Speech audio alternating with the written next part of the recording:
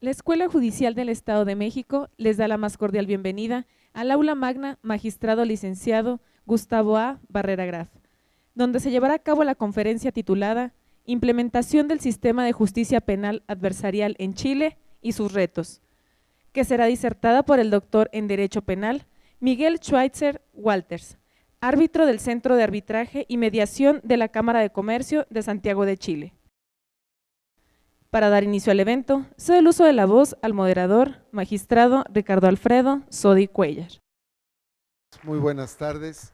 Es para mí un gran gusto estar en nuestra querida Escuela Judicial con ocasión de presentar a un muy estimado amigo, al doctor Miguel Schweitzer Walters, quien nos visita de Chile. No es la primera vez que visita nuestro país, pero sin duda él es un chileno mexicano o un mexicano chileno, porque en México es recibido con cariño y siempre se expresa con afecto de nuestro país.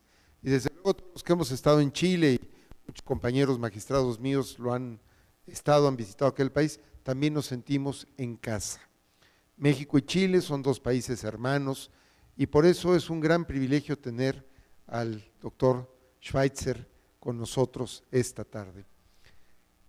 De su trayectoria académica mencionaré que ha sido un abogado litigante muy prominente, muy exitoso. También ha sido funcionario público en la República de Chile, ha sido ministro de Relaciones Exteriores en Chile, ha sido embajador de Chile en el Reino Unido de la Gran Bretaña, pero sobre todo ha sido un exitosísimo abogado litigante, una persona que ha conocido la formación, la estructuración, la implementación del sistema acusatorio en Chile. Conoce desde que se fundó el sistema, cómo se fundó, por qué se fundó y sobre todo hoy nos va a platicar los problemas que han ocasionado, que se han ocasionado en Chile y que nos pueden servir de guía a México para poder mejorar el servicio público de administración de justicia que todos estamos obligados a realizar con una gran responsabilidad, pero sobre todo con un gran placer, que es poder servir al pueblo de México. Es muy grato también mencionar que el doctor Schweitzer es decano de la Facultad de Derecho de la Universidad Finisterre en Chile, es decir, alterna su actividad profesional con una muy importante actividad docente y desde luego pues su gran aprecio por nuestro país, su cercanía con México, lo hace un visitante muy apreciable, muy distinguido y muy bienvenido, mi estimado Miguel, en nuestro país.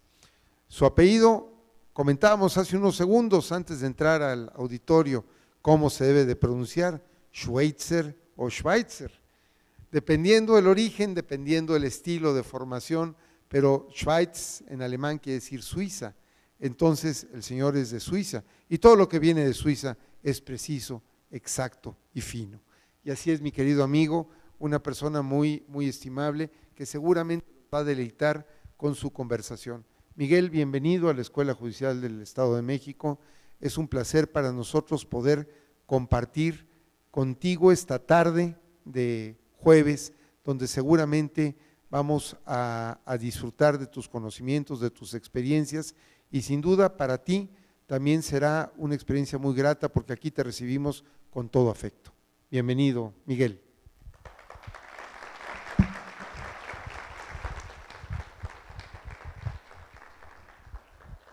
Querido amigo Ricardo, ya lo he catalogado en ocasiones anteriores, en el fondo es mi hermano académico y tiene toda la razón. Discúlpenme que yo no haga los vocativos de dirigirme, todos ustedes los entiendo, amigos, y la verdad es que, como lo señaló Ricardo, me siento muy vinculado con este país, me siento tremendamente a gusto cuando estoy en México y tengo además la suerte de haber tenido una hija que vivió 5 años en Ciudad de México, como dice ella, en el DF, ¿ya? Entonces cuando yo me venía le dije, Macarena, voy al DF, Me dijo, ¿por qué no me llevas? La verdad es que lo que pasa es que Ricardo, fundamentalmente, además, la Universidad Anáhuac han hecho posible que yo venga, lo he hecho con mucho cariño, lo he hecho con mucha dedicación y tengo también que reconocerles que estoy en alguna medida abrumado. No es fácil sentarse frente a un auditorio como el de ustedes, donde ya se me ha dicho que hay magistrados, que hay gente no solo del Poder Judicial, sino del Ministerio Público y que hay incluso alumnos. Les diría que estoy casi sintiendo un poco lo que me pasó cuando, siendo canciller, tuve que dirigirme al Foro de Naciones Unidas y estar efectivamente parado en ese podio que tiene la corona de laureles delante, y sabiendo, en esa época eran solamente 142 los países representados en Naciones Unidas, pero sintiéndose que uno es uno de 142 en el mundo, no es menor. Me pasó lo mismo y lo conversábamos con el decano, con el director y amigo Sodi. Quizás lo más importante en la vida es saber medir cuánto mide y cuánto pesa uno, y que nunca el ejercicio de un cargo le nuble la perspectiva. Cuando a mí se me nombró por el presidente Pinochet canciller, ustedes obviamente no deben saberlo, pero el escritorio del canciller de Chile es el escritorio de Andrés Bello. Y cuando uno se sienta en ese escritorio después de haber jurado desempeñar el cargo con lealtad y de acuerdo a la Constitución y las leyes, y se sienta y se queda solo, cuando uno está en esa soledad del poder y además sentado en el escritorio de Andrés Bello, uno piensa, ¿seré lo suficientemente capaz de estar a la altura de las responsabilidades? Entonces, créanme que un auditorio como este me hace de nuevo volver a meditar. Miguel, ¿estarás haciendo lo que corresponde cuando han tenido contigo la gentileza de atenderte en una comida, como dicen ustedes, un almuerzo? No terminó hace más de 20 minutos, créanme, una cosa fantástica, de la que he gozado, nos hemos reído, pero no sé si haya sido lo lógico que yo venga ahora a dar una conferencia frente a este auditorio. Yo habría pensado a lo mejor, sí, algunos magistrados, algunos miembros del Poder Judicial, unas 15, 20 personas, pero estar en este auditorio. Les pido entonces desde ya que tengan la consideración para perdonar los excesos, los errores, y vaya uno a saber qué cosas pueda yo decir o contestar en este medio. Ahora, me dedico a lo que vine. Efectivamente, como dijo mi amigo Ricardo, me tocó participar desde un comienzo en lo que fue la reforma judicial chilena, la reforma que se denomina la reforma procesal penal chilena.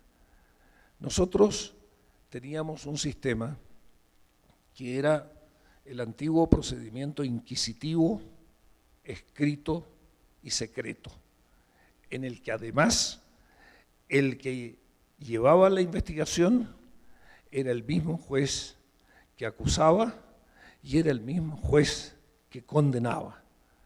Por ende, producida una denuncia ante un tribunal del crimen, un juez tenía primero los 5 días propios, si había un detenido, tenía que analizar si acaso la detención se mantenía, para lo cual necesitaba solamente presunciones de participación, simples presunciones de participación, ¿y en qué? En un hecho que revistiere los caracteres de delito. Ergo, para mantener detenido a una persona por 5 días se necesitaba prácticamente nada. Todo hecho podría ser constitutivo de delito y sus sospechas podían ser cualquiera para catalogarlo como autor cómplice o encubridor.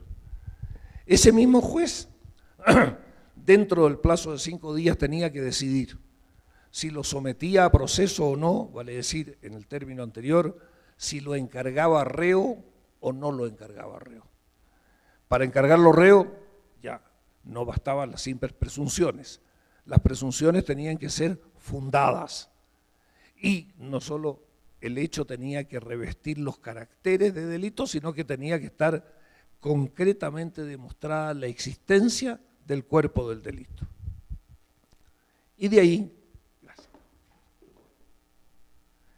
ahí entonces se seguía con el mismo juez que investigaba para que, si después de la investigación encontraba motivos como para formular una acusación, ustedes comprenden que si había sometido a proceso toda la investigación, ese juez la había enderezado para afirmar la acusación, y qué decir, luego del plenario, ese era el mismo juez que tenía que sentenciar. Agréguenle a ello que ese procedimiento escrito, inquisitivo, secreto y a cargo de la misma persona que investigaba, que tenía que sentenciar, ya no daba más.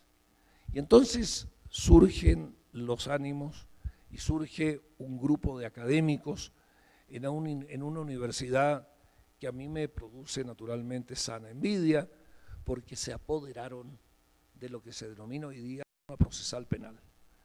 Académicos, profesores de Derecho Procesal y de Derecho Penal de la Universidad Diego Portales, encontraron ni más ni menos que el terreno fértil con un hecho que se había producido en el país, que había sido el secuestro por parte del movimiento patriótico Manuel Rodríguez del hijo de uno de los acaudalados importantes del país, que era Agustín Edwards. Son los dueños del diario El Mercurio, quizás el diario de mayor circulación, es el diario más antiguo en habla hispánica, no solo de Latinoamérica, sino que en general de toda Latinoamérica y de Norteamérica, incluido México. Y esta familia tenía este hijo Cristian Edwards, que fue secuestrado por este movimiento patriótico Manuel Rodríguez, que felizmente después de una negociación y habiéndose pagado el rescate, es recuperado, pero que hace que Agustín Edwards dedique una parte importante de su fortuna a una fundación que se llama Paz Ciudadana y que hasta el día de hoy tiene como objetivo el combate a la delincuencia y la prevención del delito. Y entonces se dio, como dice el dicho, se dio la mano el hambre con las ganas de comer, porque se encontró, por un lado, los académicos que estaban peleando por la reforma procesal penal, con Paz Ciudadana, que estaba preparada para iniciar todo lo que fuese necesario, y con una canciller que era una gran mujer política, demócrata, cristiana, que es Soledad Alvear, que tomó como suya la bandera y el estandarte, porque confió en que había que hacer la reforma y que de hacer la reforma iba a ser muy importante y muy beneficiosa para nuestro país. Así se origina la reforma procesal penal, que empieza a trabajarse con un foro penal al que yo fui invitado y al que yo participé, y donde se empezó pauta y peldaño por peldaño.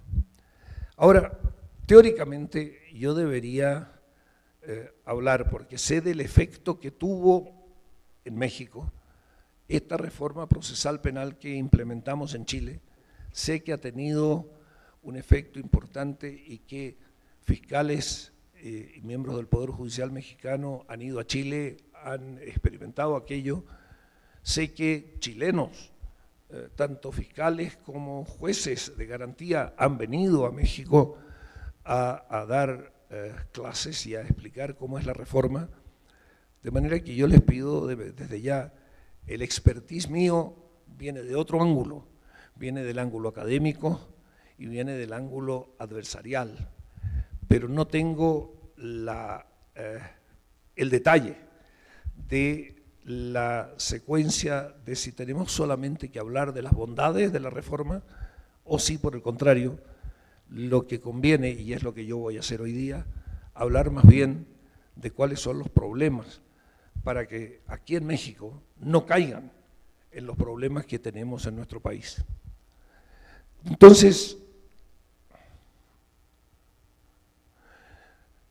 en Chile, la Corte Suprema y las Cortes de Apelaciones, que están simbolizadas en ese edificio que es donde se alberga y donde está la Corte Suprema y las salas de la Corte de Apelaciones, son quienes están a cargo, naturalmente, de la verdadera administración de la justicia y donde la Corte de Apelaciones pasa a ser, antiguamente era la segunda instancia, hoy día, después de la reforma, ya no es la segunda instancia. En la Corte de Apelaciones se conocen solamente los juicios de nulidad, ya sea de los procedimientos o de las sentencias dictadas. Pero se acabó la apelación, que era la segunda instancia, que era naturalmente el paso obligado de lo resuelto o por los jueces de garantía o por los tribunales de juicio oral. ¿Por qué? Por una cosa muy sencilla. Al transformar el procedimiento escrito al procedimiento oral, la verdad judicial solo queda establecida en la audiencia y por ende no puede un tribunal superior conocer los hechos, lo que pasó en la audiencia, por mucho que se le lleve el audio de lo ocurrido en la audiencia o incluso el video de lo ocurrido en la audiencia, porque el tribunal de juicio oral solo puede conocer lo que se entiende como causales de un recurso de nulidad. De modo tal que las Cortes de Apelaciones quedaron como tribunales de apelación de ciertas resoluciones de los jueces de garantía y la Corte Suprema quedó como el tribunal último que resuelve algunos juicios de nulidad según la naturaleza y gravedad de la infracción de derecho en que se caiga, o, si no eso, los recursos de queja por infracciones gruesas a la tramitación de los procesos, pero fundamentalmente la Corte Suprema hoy día, en el ámbito procesal penal, tiene un rol que es el de la uniformidad de la jurisprudencia.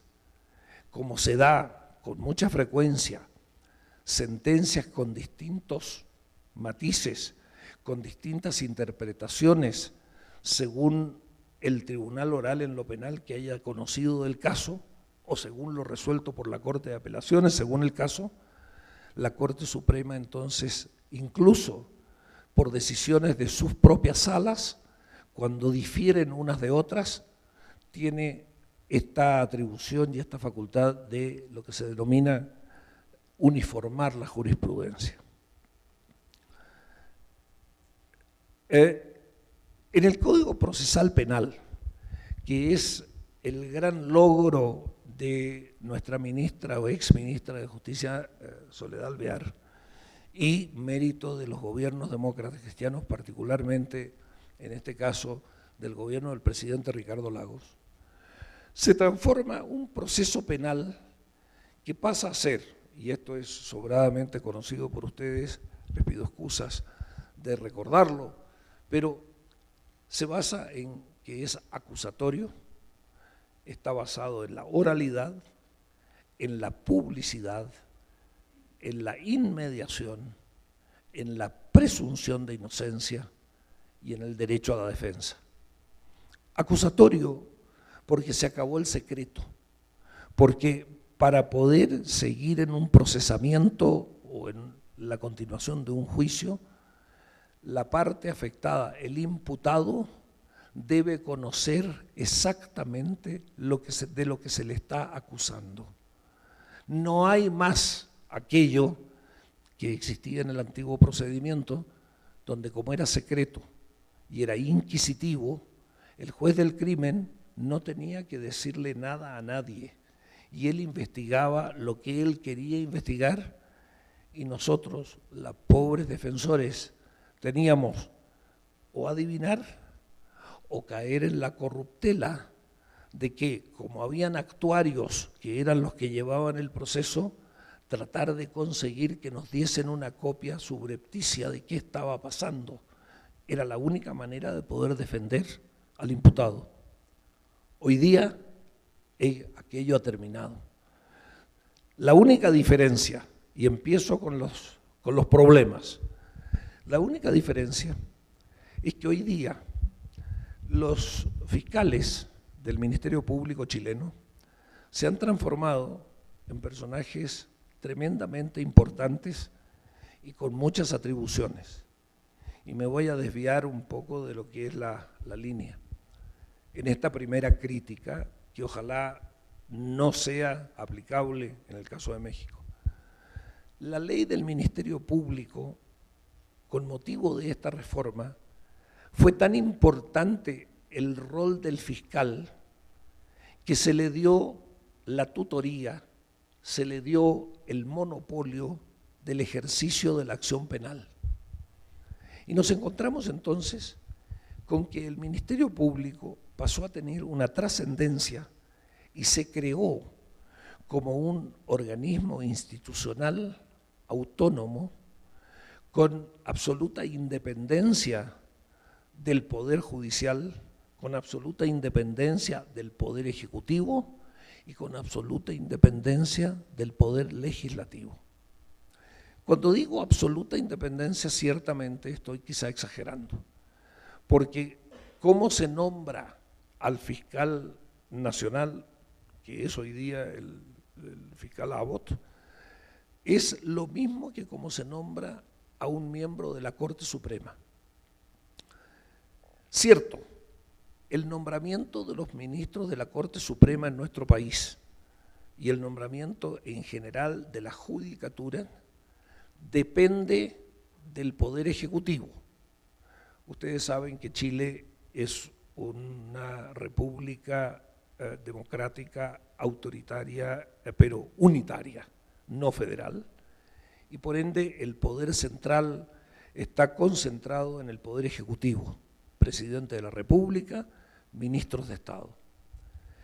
¿Cómo se nombra entonces a un miembro del Poder Judicial? Vale decir, desde jueces de letras, pasando por ministros de Corte, que llegan, Corte de Apelación y Corte Suprema, el propio Poder Judicial nombra una terna para los casos de jueces o para los casos de ministros de Cortes de Apelaciones o tribunales orales penales, nombran una terna que se forma con una persona, uno de sus miembros, por derecho propio, por antigüedad, y dos, por mérito.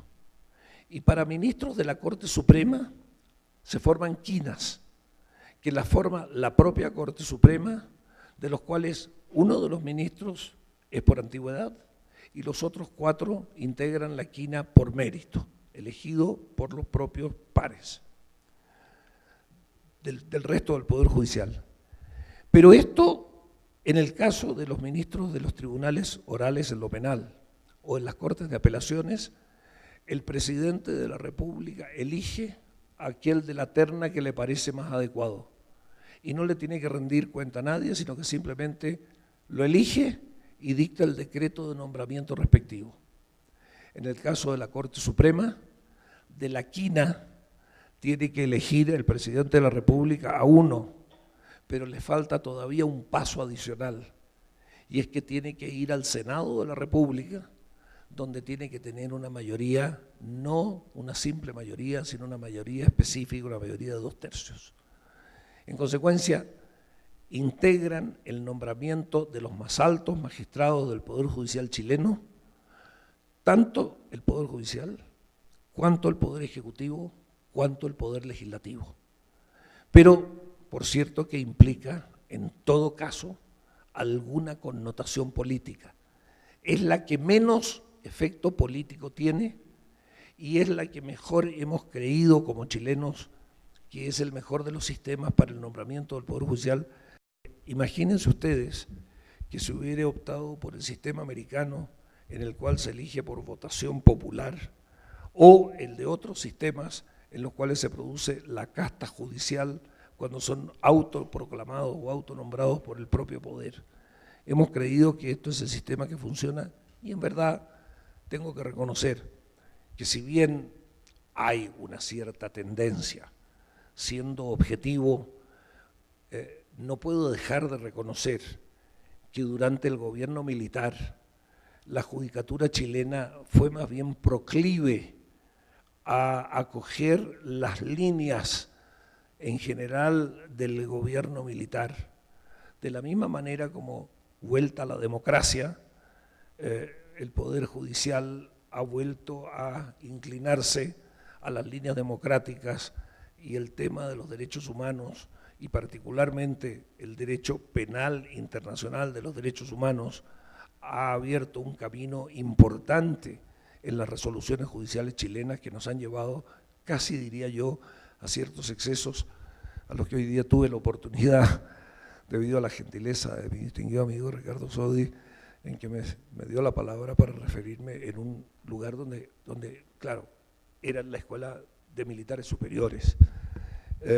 Dicho esto, vuelvo entonces a este sistema acusatorio donde los tribunales de la segunda instancia que tienen este origen que además tiene el fiscal general, el fiscal nacional es propuesto por la Presidenta de la República luego de que la Corte Suprema le eleva una terna.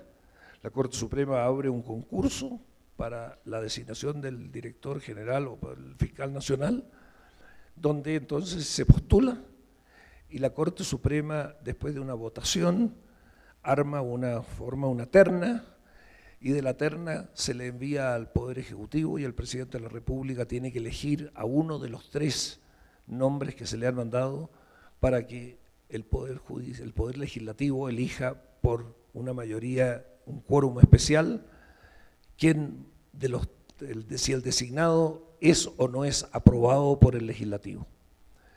Así establecido, lo que ocurrió, sin embargo, es que la ley del Ministerio Público le dio una trascendencia a los fiscales, más allá de quizá lo conveniente, porque les dio la tutoría, les dio el monopolio del ejercicio de la acción penal.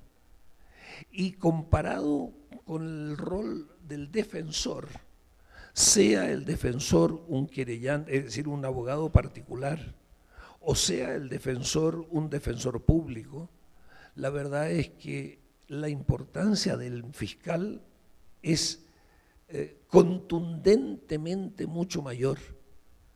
Y lamentablemente los fiscales han tomado este rol, yo les diría que aprovechando en alguna medida la notoriedad que le dan determinados casos, porque entonces pasan a ser personajes públicos de gran poder. Y se ha producido, estoy hablándoles de lo que ocurre hoy día en el Chile de hoy. Se inició una investigación con motivo de una denuncia tributaria. Un fiscal se llama Carlos Gajardo, es un hombre por el que tengo yo el mayor de los respetos, por su capacidad intelectual, por su independencia y por fundamentalmente su capacidad de trabajo, ¿ya? Dicho lo anterior, sin embargo, me da la sensación de que el fiscal Gajardo no midió las consecuencias de cómo manejó y cómo ha ido manejando cada uno de los casos en los que se ha ido interviniendo. Es hoy día un fiscal estrella, pero donde lamentablemente un sesgo ha quedado de manifiesto, no por culpa de él, pero sí por culpa de la aplicación política, que se ha permitido entonces, dado el poder que tiene la Fiscalía y el Ministerio Público, que aparezca como que hay un sesgo político, con motivo de la hebra que tomó Carlos Gajardo del financiamiento de la política en Chile. se descubrió que la manera de financiar las campañas políticas por parte de las empresas tenía solamente una fórmula. La fórmula que era para sacar plata y poder entregársela a un candidato, tenían que tener una justificación, porque no podía la empresa llegar y girar 1 millón de pesos, ¿no es cierto?, sin ninguna causa. Y entonces, cuando el candidato llegaba a la empresa a pedir ayuda económica, le decía, perfecto, ¿de cuánto estamos hablando? De tantos millones, ok, tráeme tú boletas de honorarios profesionales por tantos millones y yo te doy la plata. Y entonces salía el candidato a buscar boletas. Y obviamente que las boletas se las daban sus amigos, sus partidarios, quienes fueran. Pero esas boletas, evidentemente que no eran ni correspondían a honorarios profesionales. Este fiscal Gajardo encontró, ni más ni menos, cuando se dio cuenta de esto, de que esas boletas de honorarios eran ideológicamente falsas, cosa que es absolutamente exacta en términos penales. Efectivamente, un servicio no prestado y que se consagra en una boleta de honorarios es un documento ideológicamente falso. Y por esta vía lo que ocurrió fue que esta empresa que fue investigada significó que un sector político, en este caso concretamente el Partido de la Unión Demócrata Independiente, que es un partido evidentemente contrario al gobierno de la presidenta Bachelet, se vio afectado, y se vio afectado en términos importantes, porque se pidió como medida cautelar la prisión preventiva de los 2 ejecutivos máximos de esa empresa, y naturalmente se involucró a aquellos políticos que habían recibido la ayuda económica. Curiosamente, se dio la paradoja de que el Partido Unión Demócrata Independiente y que esta empresa, que es la empresa Penta, solamente había ayudado a aquellos políticos que eran de su filiación política.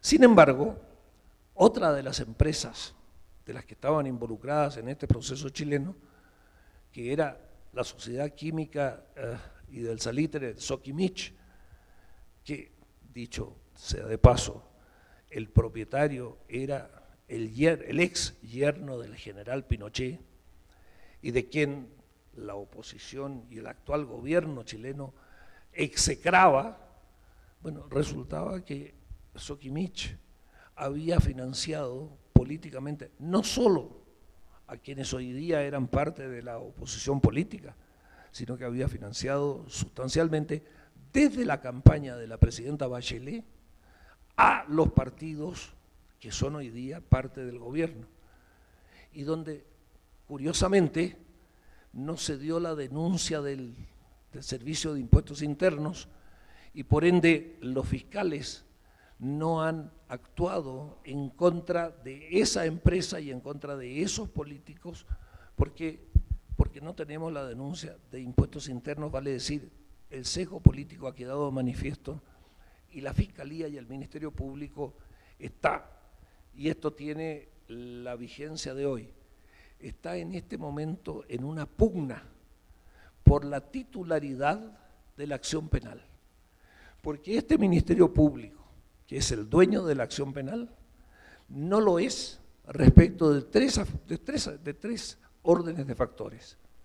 No es titular o monopólica de las acciones producto de aspectos tributarios, vale decir, impuestos internos, no lo es respecto de aspectos electorales, nada que tenga que ver con elecciones podría ser denunciado o acusado por el solo Ministerio Público, y no lo es respecto de los delitos económicos complejos, donde existe la Fiscalía Nacional Económica.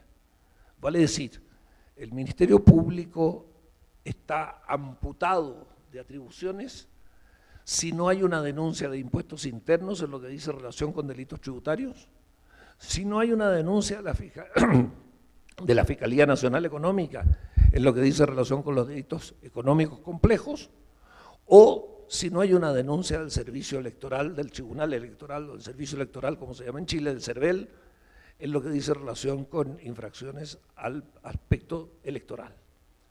Y como no existen estas denuncias, lo único que quedó flotando en el aire fue la denuncia que hizo el fiscal Gajardo, producto de una denuncia de impuestos internos respecto de estas facturas en lo que dice relación con el partido Unión Demócrata Independiente, y todo lo demás ha quedado en una especie de nebulosa donde todavía no se ha efectivamente resuelto la temática.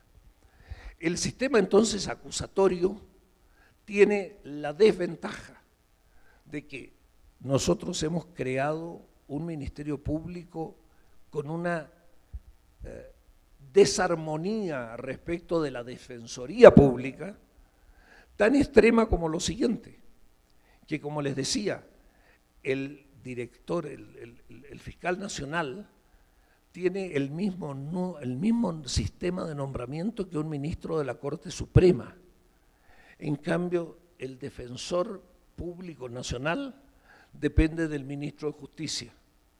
Y si ustedes miran en el orden protocolar, el fiscal nacional es de los puestos más altos en la jerarquía protocolar chilena, y el pobre defensor público nacional, que debiera ser el equivalente, es un dependiente del Ministerio de Justicia que protocolarmente debe ir como en el lugar 40 en cuanto al protocolo, y donde lo sientan en una comida o en un acto oficial.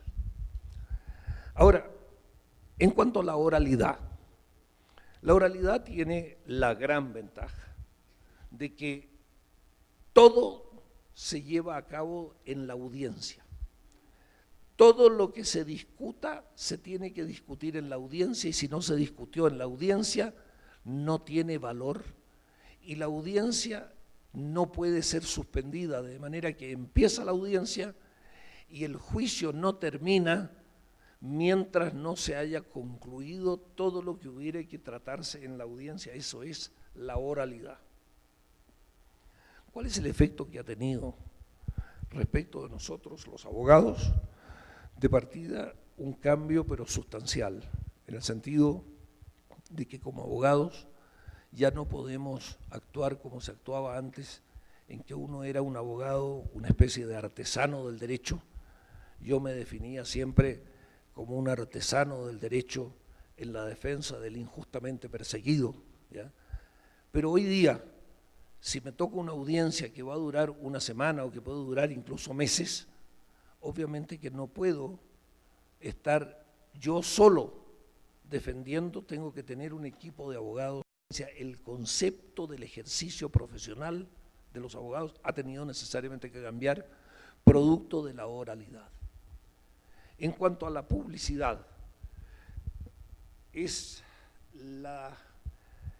el cambio entre la investigación secreta, de la que era dueño el juez investigador y sancionador, de lo que hoy día es el juez de garantía, que se le tiene que exponer todo en la audiencia y allí debe resolver en la inmediatez, que es el cuarto de los principios. Pero tiene, en este ámbito de la publicidad, también les quiero señalar una pequeña desviación a la que se han plegado y a la que están haciendo uso, a mi juicio equivocadamente, el Ministerio Público y en general los fiscales. Existe en nuestro país, y entiendo que en Chile, en México también, el delito de lavado de activos. Y el delito de lavado de activos en el ámbito procesal implica y lleva consigo dos aspectos. La investigación tiene características especiales bastante razonables.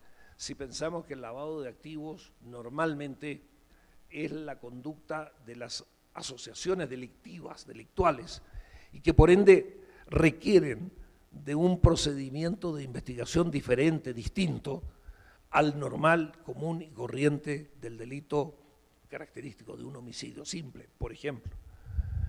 Pero también es cierto que la definición doctrinaria del lavado de activos como el lavado de activos es, en definitiva, cualquier conducta que implique disimular el producto ilícito que se ha obtenido con motivo de la perpetración de un delito, todo puede ser catalogado de lavado de activos. Y particularmente en los delitos de carácter económico complejos, cualquier cosa puede llegar a ser lavado de activos. Entonces, en Chile estamos frente a que cada investigación relativamente compleja, el fiscal lo primero que hace es formalizar no solo por el delito en cuestión, no solo formaliza por el delito tributario, por el delito de falsificación, por el delito de defraudación, por el delito de estafa o de malversación, sino que inmediatamente además formaliza por lavado de activos. ¿Qué significa esto? Que le da el derecho a tener en secreto la carpeta investigativa por a lo menos 60 días y todavía la posibilidad de prorrogar hasta por 6 meses la investigación, con lo cual el principio de la publicidad hoy día nosotros lo estamos viendo relativamente afectado, porque claro, frente a la perpetración de cualquier tipo de delito complejo, podemos llegar a también formalizar por, naturalmente, lavado de activos y por ende acceder al derecho a la reserva de la carpeta investigativa. La inmediación, como ya se lo señalaba, lo que hace es impedir que una audiencia se suspenda por Y tiempo y solamente lo único que puede ser es que si se acabó el día, la audiencia continúa al día siguiente y tantos días cuantos sean necesarios, y así entonces efectivamente procesos o procedimientos por delitos complejos que en el sistema anterior duraban, y no estoy siendo exagerado, podían durar 10, 12, 15 años. Hoy día esto no se da y tengamos naturalmente un límite, que es una investigación no puede durar más allá de 2 años y un proceso, una vez que empieza la audiencia, cierto, hemos tenido casos muy especiales en que se ha prolongado por varios años, pero son literalmente la excepción y una excepción muy marcada en el ámbito del proceso penal chileno. El último de los puntos es la efectividad de la presunción de inocencia, que se aplica con absoluta rigurosidad en mi país y donde ha dado lugar y origen a que se hable, no sé si ustedes ya lo han oído, pero en Chile se le puso un mote que se habla de la puerta giratoria. En otras palabras, entra el delincuente detenido en flagrancia, se le somete al control de detención frente al juez de garantía y claro, si no hay una evidencia lógica y muy fuerte, el juez de garantía no le queda más remedio que aplicar la presunción de inocencia y tiene la obligación de dejar en libertad. Y esto entonces ha provocado en la opinión pública este mote de que estamos frente a un procedimiento nuevo procesal penal lleno de jueces de garantías que son todos garantistas y en los cuales la puerta giratoria lo único que hace es proteger al delincuente y no preocuparse de las víctimas. Creo que es, como todo mote, algo llevado más allá de la realidad, pero también, y aquí entro en mi parte académica como penalista, la prisión preventiva no es el remedio para realmente lograr la disminución de la delincuencia. Es un factor, sí. Efectivamente, si el delincuente ve que con su conducta delictiva, la conducta delictiva le sale gratis y que no le significa ninguna consecuencia, evidentemente que la conducta delictiva va a prosperar y va a aumentar. Pero no se olviden nunca ustedes de que es famoso en la doctrina penal el hecho de que cuando las ejecuciones eran públicas y cuando se colgaba o cuando se guillotinaba en frente a la plaza pública, habían carteristas que robaban y había gente que delinquía durante la ejecución de la pena capital, de manera tal que pretender que la sola prisión preventiva y el encarcelar es el remedio es también, a mi juicio, equivocado. De manera que la presunción de inocencia, y repito, esto vale, ustedes no se imaginan, yo entiendo que estoy aquí más bien ante un público donde hay más bien fiscales y magistrados.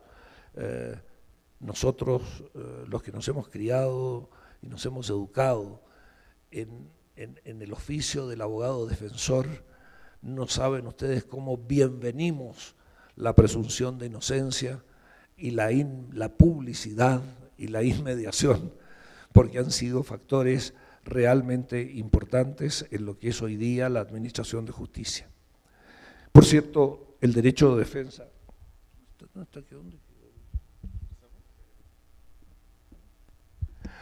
Por cierto que el derecho de defensa es consustancial, y eso no es una novedad. Antiguamente, en el antiguo sistema, lo mismo que ha sido siempre, no podía existir un imputado que no tuviese un abogado defensor. Hoy día, la única diferencia es que en Chile se creó la Defensoría Penal Pública, y en dos palabras, la Defensoría Pública actúa por default, o sea, cuando un inculpado no lleva un abogado defensor, hay la obligación de proveerle un abogado defensor de la Defensoría Pública. Antiguamente, en Chile, ¿cómo funcionaba? Nosotros en Chile, para ser abogados, luego de obtener nuestra licencia en Ciencias Jurídicas y Sociales otorgada por cualquiera de las universidades, es la Corte Suprema de Justicia la que nos otorga el diploma de abogados, el profesionista, como dicen ustedes. O sea, el profesional lo designa la Corte Suprema, pero sin un análisis de ningún tipo. Es meramente un acto administrativo en el cual la Corte Suprema solamente chequea dos cosas: que exista el grado de licenciado y que este licenciado haya ejercido lo que se denomina la práctica profesional, que significa que uno, una vez que es licenciado o antes de dar la licenciatura, pero habiendo ya cursado todos los ramos, y aún antes de haber hecho la memoria de prueba, que es lo que se requiere para obtener el título de licenciado, haya hecho una práctica judicial gratuita de 6 meses en lo que se denomina la Corporación de Asistencia Judicial, que es un organismo que depende del Colegio de Abogados y que funciona para los efectos de dar cumplimiento al requisito que tiene que tener todo licenciado en Derecho para poder acceder al título de abogado.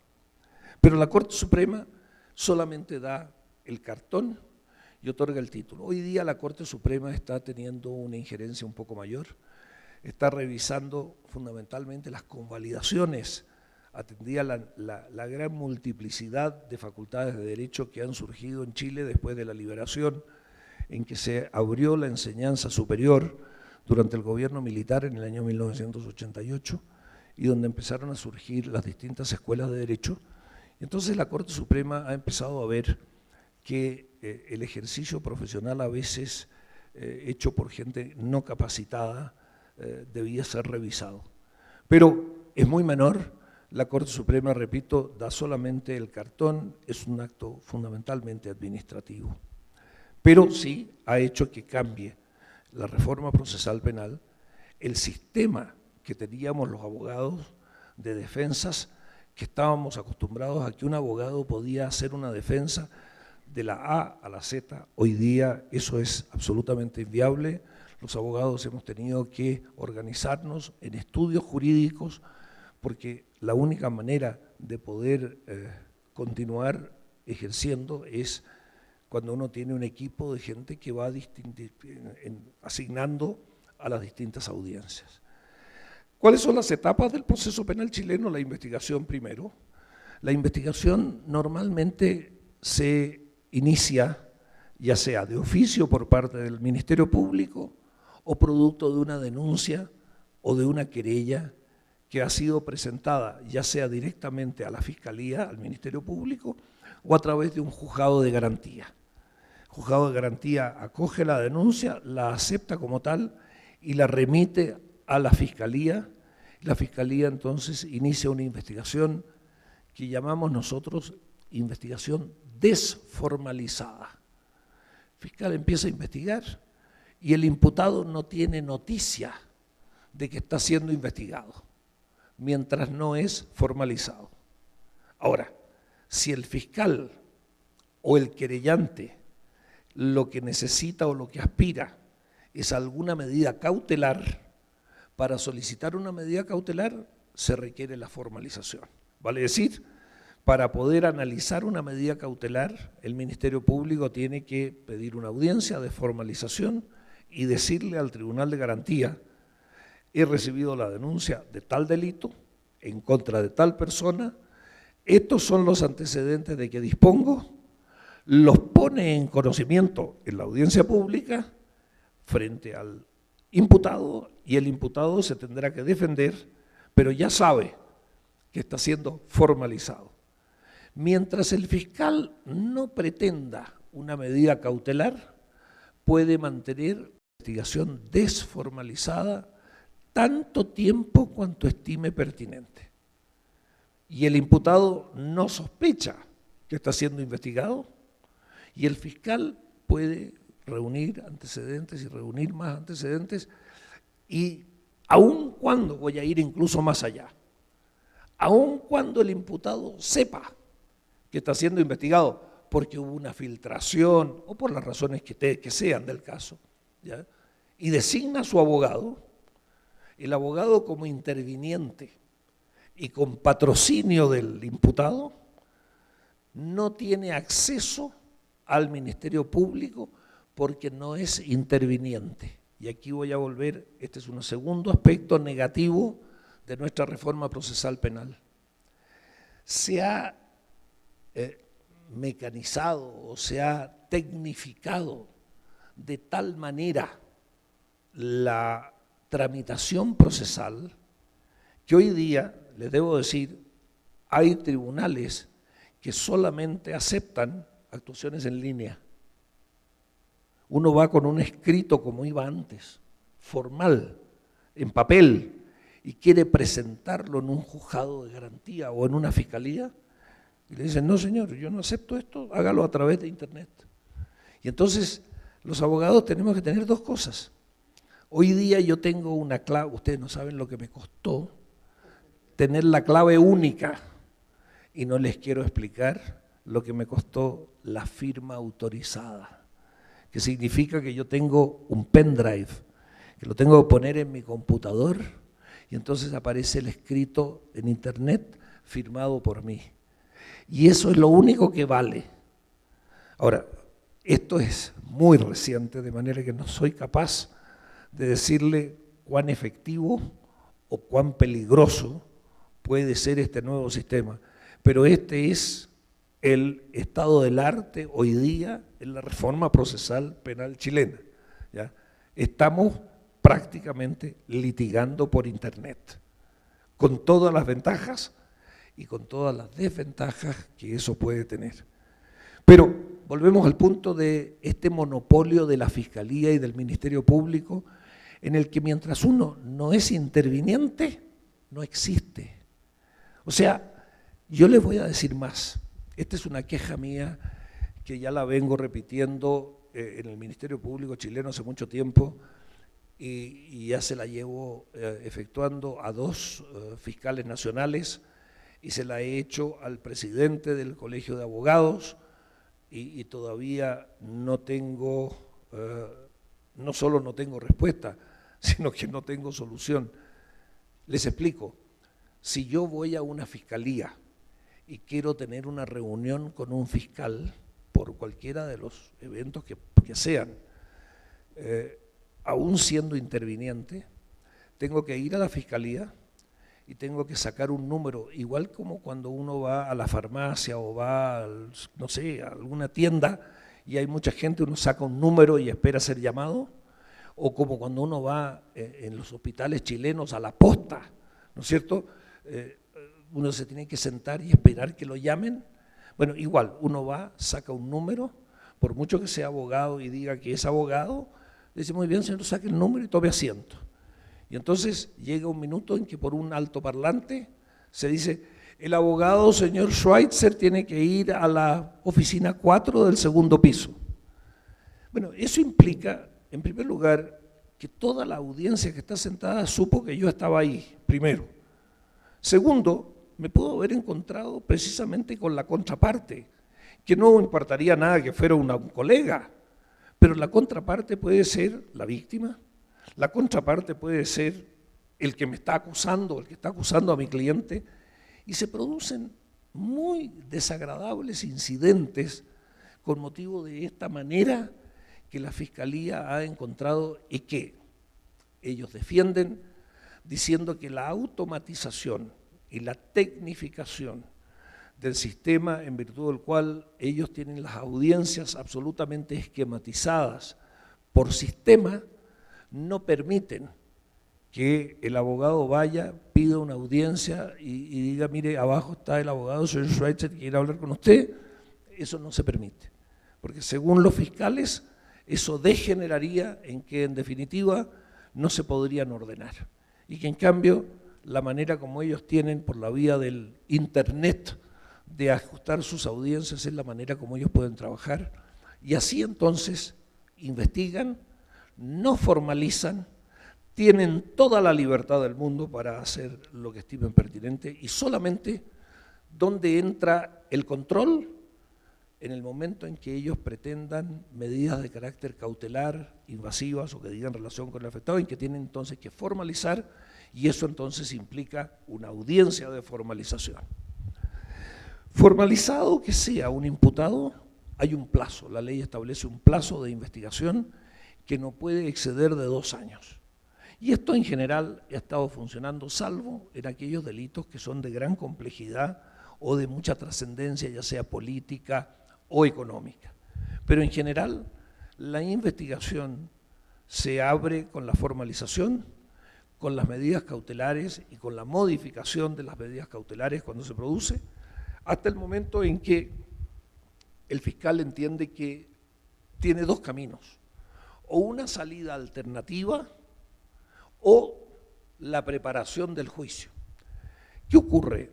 La filosofía que hubo para efectuar la reforma procesal chilena fue la siguiente, y esta fue la pregunta que hicieron, porque lamentablemente tenemos que reconocer nosotros los abogados que esta reforma procesal penal deriva de los economistas y no de los juristas. Fueron los economistas los que preguntaron si era efectivo que todos los delitos del Código Penal se perseguían, porque había un problema naturalmente de asignación de fondos. Y ante la pregunta y la respuesta natural de todos los abogados, obviamente que no. Los economistas preguntaron, bueno, pero ¿cuáles son los delitos más frecuentes? Y nosotros los abogados empezamos a decir, los delitos más frecuentes son tal, tal, tal y cual. Bueno, y todos los demás, no, los de tales demás no funcionan. Bueno, entonces lo que tienen que hacer es dedicarse a esos delitos y olvidarse de los demás.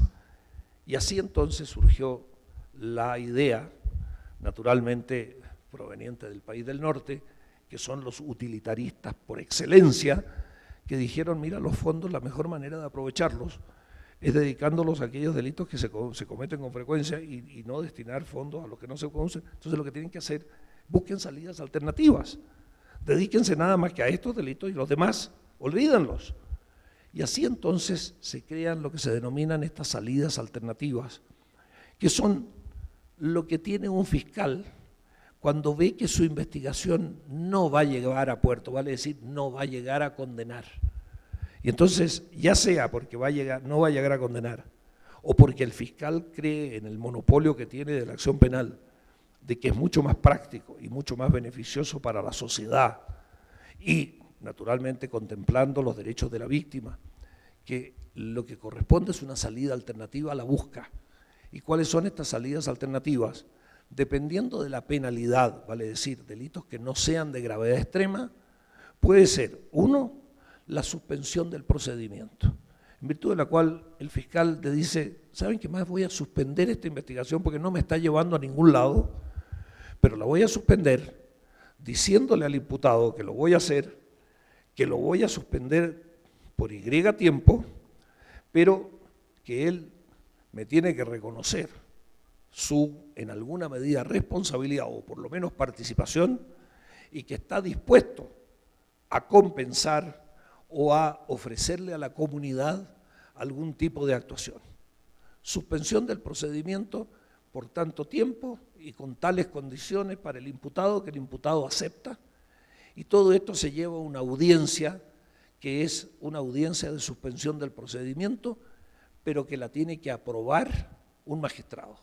Un juez de garantía tiene que oír al fiscal, tiene que oír al defensor, y si le parece que es algo adecuado, lo acepta, pero también puede naturalmente rechazarlo. Ahora, el problema es, ¿y qué pasó con el imputado? El imputado teóricamente tendría que estar siendo defendido por el fiscal, porque el fiscal representa a la sociedad. Pero si el fiscal lo que quiere es terminar con el procedimiento, no está defendiendo ni al imputado ni a la sociedad, sino que está siendo práctico. Y entonces ahí es donde empezamos nosotros a echar de menos, en la defensa de la víctima, como abogados, nosotros no podemos apelar de la resolución que dicte un juez de garantía. Y tengo que decirles que nuestros jueces de garantía tienen en alguna medida, por razones más que obvias, alguna inclinación más bien pro Ministerio Público, más bien pro fiscales, que pro abogados defensores. Y los pobres abogados defensores, cuando vemos que un Ministerio Público pide una suspensión del procedimiento y el magistrado rápidamente acoge los argumentos del fiscal y la parte querellante levanta la mano y dice, magistrado, perdón, pero mi cliente 1, 2, 3, el magistrado normalmente dice, no, se aprueba lo resuelto o la petición de la Fiscalía y se suspende el procedimiento en los términos tales.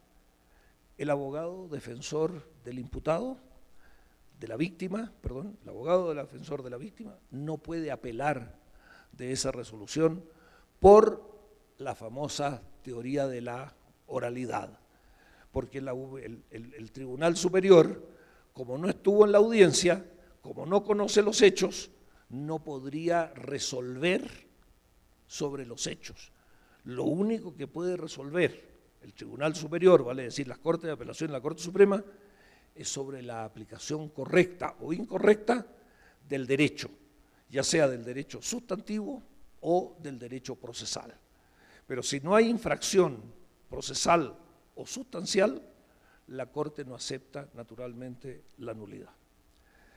Se prepara el juicio oral, entonces, de llegado el minuto, no hay salida alternativa por la vía de la suspensión, hay lo que se denomina también los procedimientos abreviados. Las salidas alternativas del procedimiento abreviado implican que el imputado en delitos de no gran cantidad, de no gran entidad, reconozca culpabilidad y no solo reconozca culpabilidad, sino que haya efectuado actos efectivamente tendientes a reparar el mal causado. Reparado el mal causado, o en gran medida reparado el mal causado, habiendo reconocido participación y responsabilidad y habiendo demostrado arrepentimiento, puede darse lo que se denomina un procedimiento abreviado, en virtud del cual entonces se le aplica una condena menor. Esa condena menor conlleva las sanciones anexas y tiene que ser aprobada por el juez de garantía y por, naturalmente, la parte querellante. Si no se dio ninguna de estas salidas alternativas, se cae en la preparación del juicio, que en el fondo consiste en que la Fiscalía abre la carpeta, que ya es pública, pero señala de la carpeta investigativa cuáles van a ser sus medios de prueba. El defensor lleva naturalmente sus medios de prueba, se analizan, y en esta audiencia de preparación del juicio se analiza frente a un tribunal, el juez de garantía, cuáles van a ser los medios de prueba que se van a utilizar, cuáles van a ser aceptados como legítimos, como legales, como conducentes, cuáles van a ser renunciados por las distintas partes intervinientes, llámese Ministerio Público, llámese Defensa, y queda entonces establecida la fecha, el lugar y la hora del juicio oral, que es el que se lleva a cabo lo ya aprobado y que es en definitiva el que termina frente a un tribunal colegiado de 3 magistrados en los cuales se determina la responsabilidad o la inculpabilidad del afectado.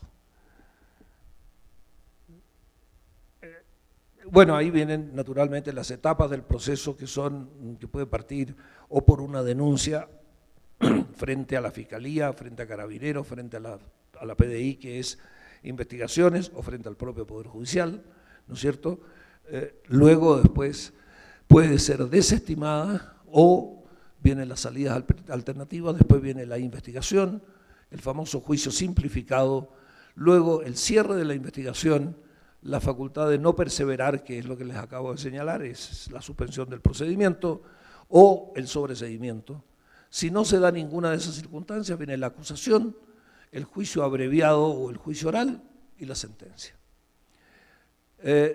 Volvemos a los principios: la oralidad, la libertad de la prueba, la publicidad, la continuidad, la concentración, que es lo que ya les decía, una vez iniciada la audiencia no puede ser interrumpida, tiene que seguir hasta la finalización del juicio, y la inmediación precisamente consiste en aquello.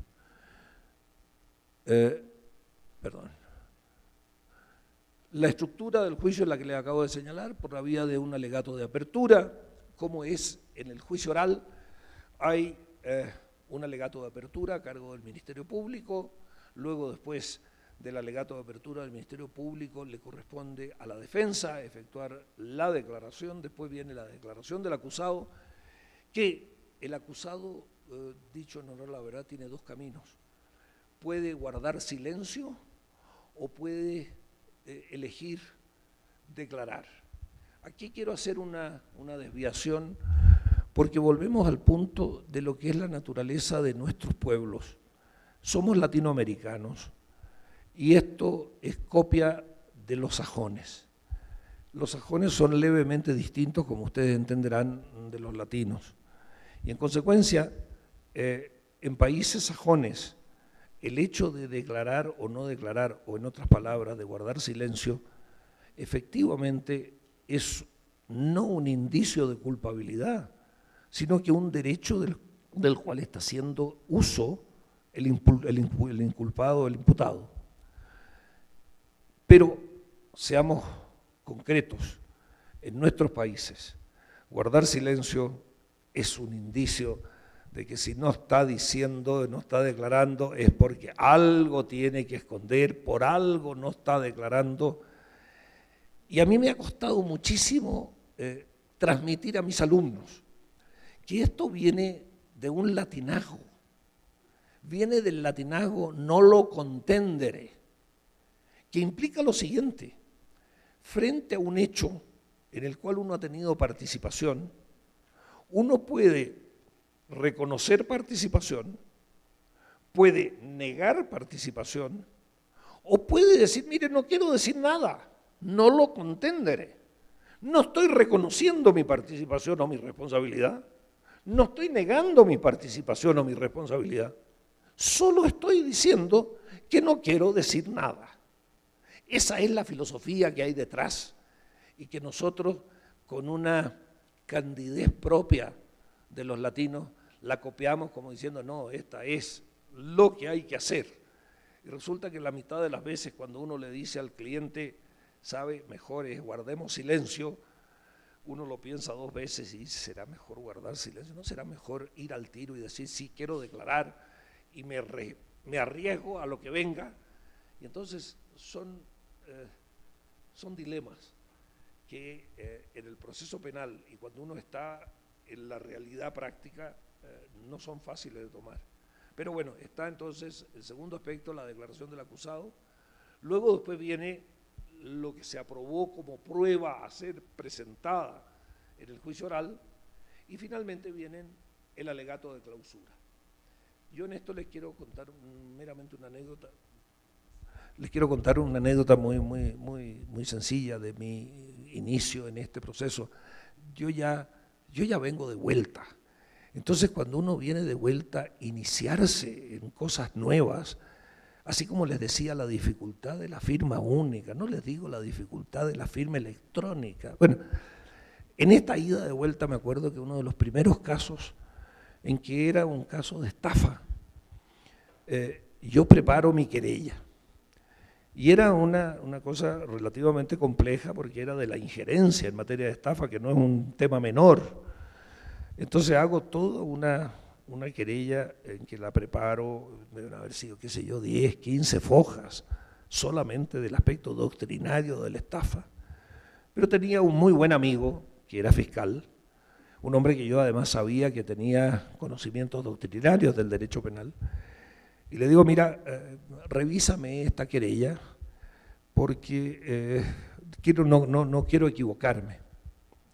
Y entonces se la dejo, y el día siguiente o subsiguiente me llama y me dice, ya vente para acá, qué sé yo, y me junto con él, y me dice, me trataba de profesor, me dice, profesor, ¿quiere que le diga la verdad o quiere que le dé una opinión jurídica? No, le digo, si te vine a preguntar a ti como fiscal, es porque lo que quiero que me digas la verdad. Este es un tema que para mí es un poco desconocido. Me dijo, mire, me dijo, usted lo que está equivocando es la teoría del caso. Lo que tiene que demostrar es que esta persona es un sinvergüenza. No todo lo que dice en relación con la injerencia y lo que ha dicho Pedro, Juan y Diego en España y en Italia sobre la estafa, eso da un rábano. Lo que usted tiene que demostrar, ¿cuál es su teoría del caso? Que aquí hay un fresco que en definitiva estafó a otro. Esa es su teoría del caso y eso es lo que tiene que hacer. Y así empieza uno a conocer que el alegato de apertura y el alegato de clausura, primero, no es repetir lo mismo que uno empezó y concluyó. En el alegato de apertura uno tiene que decir, mire, vengo a esto y esto es lo que yo tengo y pretendo demostrar.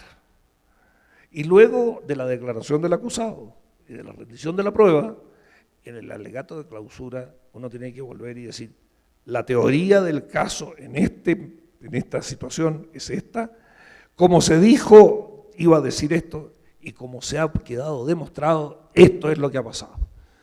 Efectuado entonces el alegato de clausura, se cierra el debate y quedamos los defensores a merced de ustedes, los magistrados. Yo creo que ya me he excedido con creces.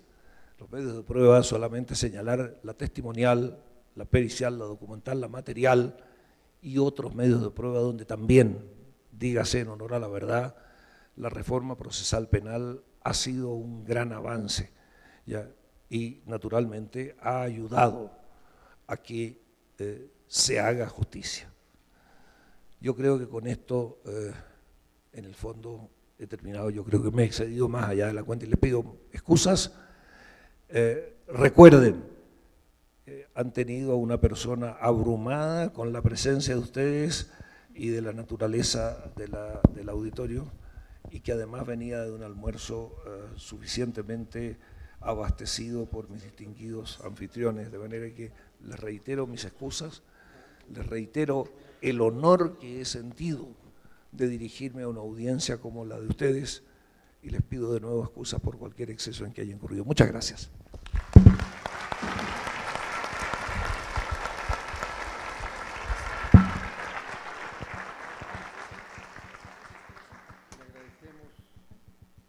Le agradecemos, doctor Schweitzer, su disertación. Y ahora, si me permite, siguiendo una técnica de litigación, como dicen en Chile, técnica de litigio, como yo creo que debe de ser correctamente expresado, le quiero hacer una prueba de posiciones. Conteste usted sí o no y aclare lo que quiera. Doctor Schweitzer, el cambio de la justicia penal en Chile costó mucho dinero y recursos, ¿no es así?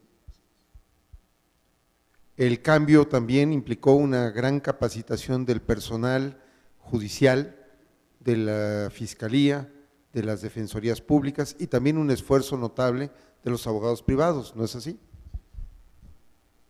En consecuencia, doctor Schweitzer, si esos mismos recursos se hubiesen aplicado al sistema inquisitivo tradicional, el resultado hubiera sido también mejorar el sistema tradicional, ¿no es así? Se reserva su derecho a declarar, pero si se fijan ustedes, esta es una técnica de contrainterrogatorio, donde uno lo lleva exactamente al punto donde lo quiere llevar. Pero la verdad es que ha sido gozoso su disertación. Yo ahora quisiera pedirle a mis compañeros jueces, magistrados, compañeros en general del Poder Judicial, si tienen alguna pregunta, por favor, lo hagan saber para que se les dé la palabra. Vicky, por favor.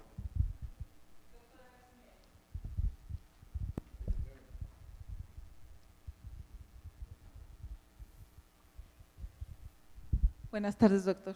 Gracias por su visita a nuestro Poder Judicial del Estado de México.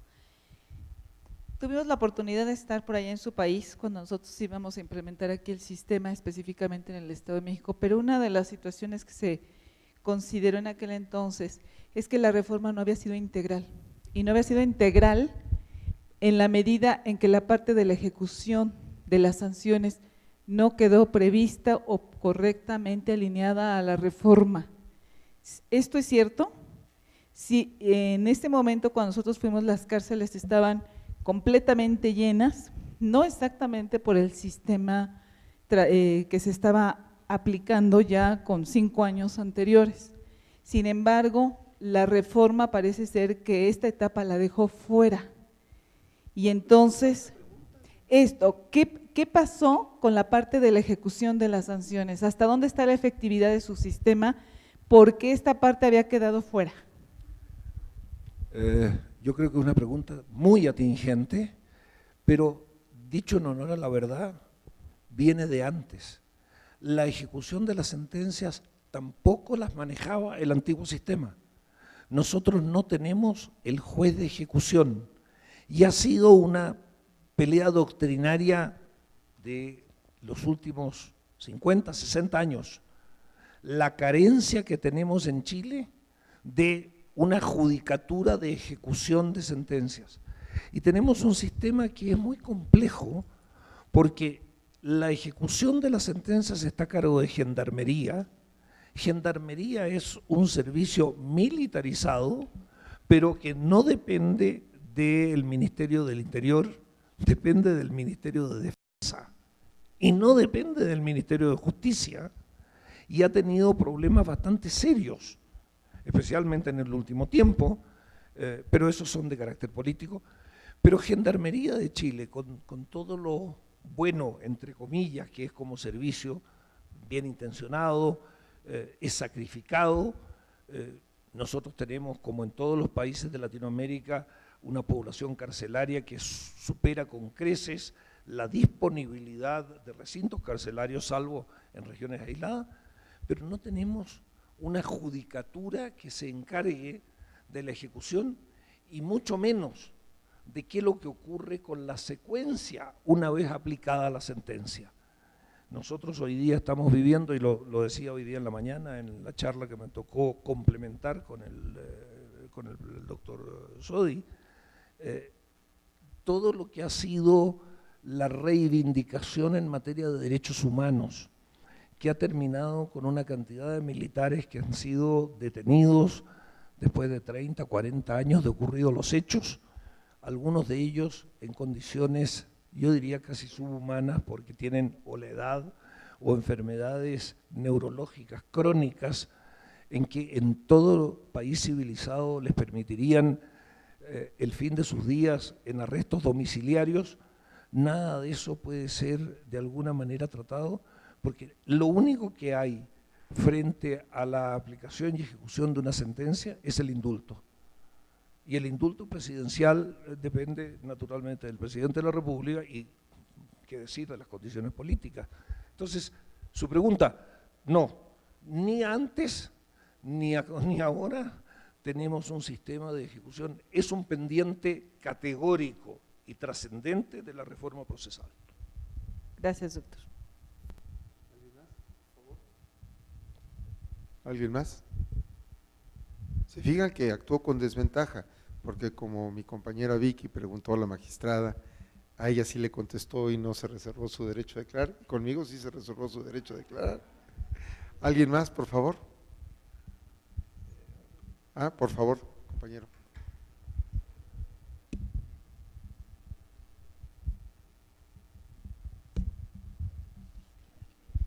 Felicitarlo por la gran disertación que ha tenido el día de hoy.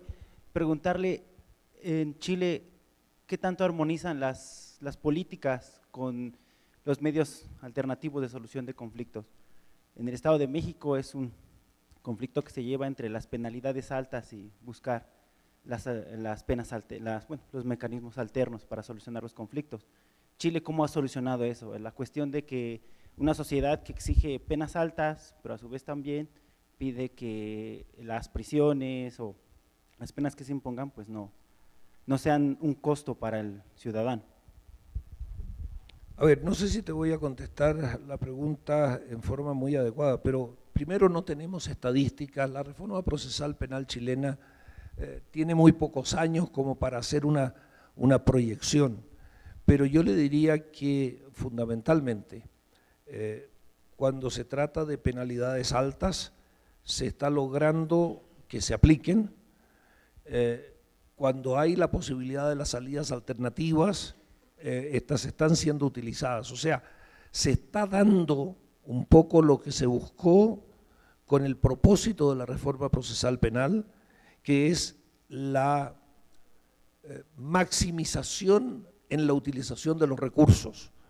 Como los recursos siempre son faltantes y no hay en exceso, yo diría que estamos casi permanentemente tratando de que se apliquen en buena forma.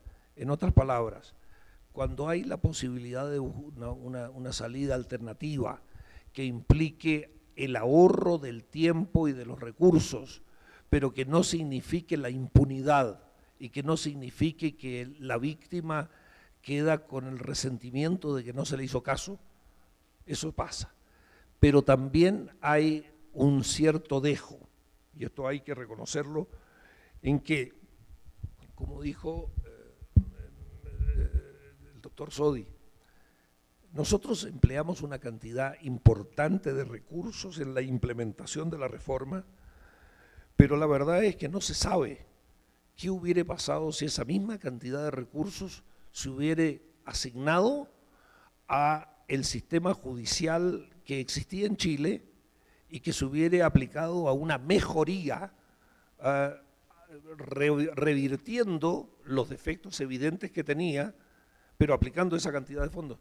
Una de las cosas que en alguna medida se critica, pero que no podía por menos que hacerse, es que hubo de prepararse en muy poco tiempo un número significativo de miembros del Poder Judicial, de miembros del Ministerio Público, que fueron preparados en tiempo récord. Voy a ir a una infidencia, se hablaba de los jueces Marmicoc. Yo no sé si acaso acá en México, no sé si se acuerdan ustedes, hace mucho tiempo existían unas ollas a presión en que uno le hacía así y se ponían al fuego, y lo que normalmente en una olla se demoraba media hora, en una olla Marmicoc eran 5 minutos y estaba listo y se había cocido. ¿Cómo se llamaba?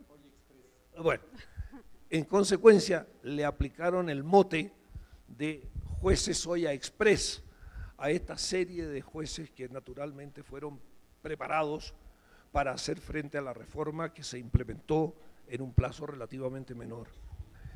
Dicho aquello, sin embargo, yo les diría que hoy día estamos llegando a un punto en el que sí, cuando es necesario aplicar una sanción grave, esta es aplicada. No hay tribunales que le tengan miedo o asco a aplicar una pena de 20 años o de 25 años de privación de libertad. No son frecuentes, pero se aplican, ¿ya? Y tampoco se arranca de la posibilidad de salidas alternativas y de juicios abreviados en casos que no sean trascendentes, tratando siempre de mantener a la víctima tranquila y que no tenga la sensación de que no fue cuidada. Una cosa que se me olvidó hacer alusión en la charla, voy a aprovechar esta pregunta. Uno de los casos, uno de los temas negativos y graves de otros de los que yo ya he señalado son los incentivos. Lamentablemente el Poder Judicial no los tiene el Poder Judicial, pero sí los tiene el Ministerio Público. El Ministerio Público tiene 2 órdenes de incentivos. Mientras más casos gane el fiscal y mientras más altas sean las penas que logra, su remuneración tiene un bono. Y en consecuencia, eso lleva a que cuando hay un homicidio simple, se busque la posibilidad del agravante, porque no vaya a ser cosa que yo logre la condena por asesinato y no por homicidio simple. En la Defensoría Pública es exactamente lo contrario. El bono es por el número de absoluciones o de rebajas de penas. Y entonces, cuando nosotros sabemos que el abogado del Ministerio Público o el defensor es un auxiliar de la justicia, que lo que tiene que hacer como su deber primordial es ayudarle al juez, al sentenciador, a que le dé a cada cual lo que le corresponde, ni más ni menos, estos incentivos son a mi juicio perversos, porque llevan a que se busque lo que no debió buscarse, que es o el aumento de una pena que no correspondía, o la declaración de inocencia o de absolución o de rebaja de pena que tampoco correspondía. De manera que ese es un punto que no debiera existir por la vía del incentivo, pero en una sociedad consumista, como la que tenemos instalada, producto naturalmente del esquema del mercado al cual nosotros nos declaramos partidarios, evidentemente que el incentivo es parte de la remuneración. Muchísimas gracias. ¿Alguien más? Sí, acá. Buenas tardes. Mi nombre es Juana Dávila Flores y mi pregunta es en el sentido de ¿qué opinión le merece el auto de vinculación a proceso que tenemos en México y que por supuesto Chile no lo tiene? Esto tomando en consideración que ahorita hay la posibilidad o se está planteando la reforma de que desaparezca en México el auto de vinculación a proceso. A ver, felizmente durante la hora del almuerzo y mientras mantenía todavía la cordura necesaria, se tocó y se vinculó y se habló de este auto de vinculación al proceso que yo reconocí como la antigua declaratoria de reo que teníamos en Chile. Nosotros la reemplazamos por la formalización. Si bien es cierto, la formalización la puede tomar, bueno, el auto de vinculación al proceso yo supongo que está muy vinculado a la prisión preventiva o alguna medida de carácter cautelar, ¿ya? En el caso nuestro, como les decía, si alguien quiere algún tipo de medida cautelar, tiene que pedir entonces una audiencia donde existe la formalización. Lamentablemente, al formalizado se lo inmediatamente cataloga como culpable. Cuando se trata de un delito de carácter complejo y se dice que alguien va a ser formalizado, naturalmente que la primera cosa es que para ser formalizado tiene previamente que ser imputado. Y el solo hecho de ya tener la condición y la calificación de imputado ya va en desmedro de la presunción de inocencia. Pero en el caso chileno no tenemos el auto de vinculación, solo tenemos la formalización que está definida en el código y concebida doctrinariamente como un elemento en pro de la defensa, es una garantía del imputado o del inculpado, porque mientras no existe la formalización, él pudo haber estado investigado sin que lo supiera. De manera que la formalización es, en estricto rigor, algo que va en beneficio del inculpado, pero que en términos reales termina siendo algo que va en contra porque pasa a ser imputado y en consecuencia, por ejemplo, si es imputado y es citado a declarar, no puede ir con su abogado, cosa que por ejemplo no puede hacer un testigo. Un testigo no puede ir con un abogado a una fiscalía porque no es interviniente y porque no tiene nada que hacer el abogado como asesor de un testigo. En cambio, un formalizado, un imputado, sí puede llevar a su abogado y declarar con su abogado y pedir que le den copia de su declaración. En definitiva, no es lo mismo, es medianamente parecida a la formalización a esta declaración de inculpada de vinculación al proceso. No sé si con eso contesto su pregunta. ¿Alguna pregunta más? ¿Una más? ¿No? Muy bien. Normalmente uno agota la paciencia del público antes de agotar los temas. Sin embargo, hoy realmente tuvimos una tarde muy gozosa, disfrutamos la compañía del doctor Schweitzer, aprendimos y nos dimos cuenta de que no hay nada nuevo bajo el sol. Dicen que la historia cansada de inventar se repite, y en Chile y en México se repiten las historias. Lo que nos ha contado el doctor Schweitzer lo hemos vivido acá. Diga, levante la mano el que no conozca el tema de la puerta giratoria. Bueno, el mismo concepto se usó en México. Levante la mano el que no considere que los medios alternos de solución de controversias deberían de optimizarse más, sin embargo, se usan cada vez menos.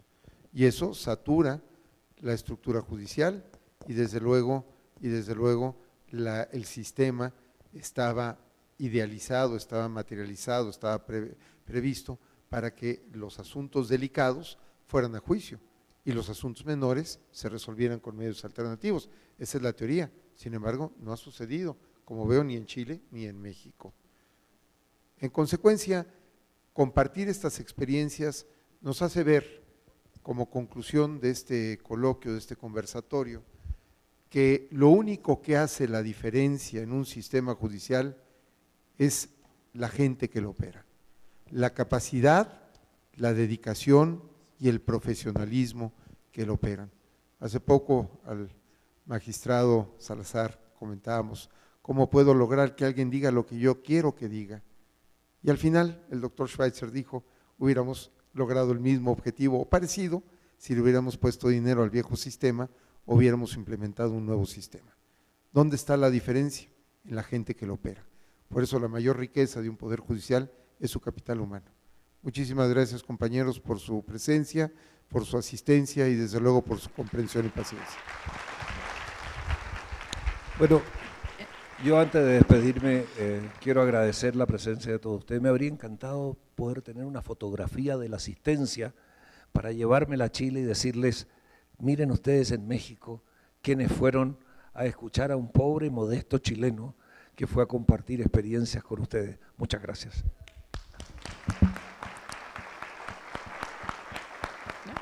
En este momento, invito al doctor Víctor Manuel Rojas Amandi, director general de la Escuela Judicial, para que haga entrega de los siguientes reconocimientos. Al doctor Miguel Schweitzer Walters, por la brillante disertación de la conferencia Implementación del Sistema de Justicia Penal Adversarial en Chile y sus retos. Y al magistrado Ricardo Alfredo Sodi Cuellar, por su destacada participación como moderador. De esta manera, damos por terminado el evento, agradeciendo su asistencia y deseándoles que pasen una excelente noche.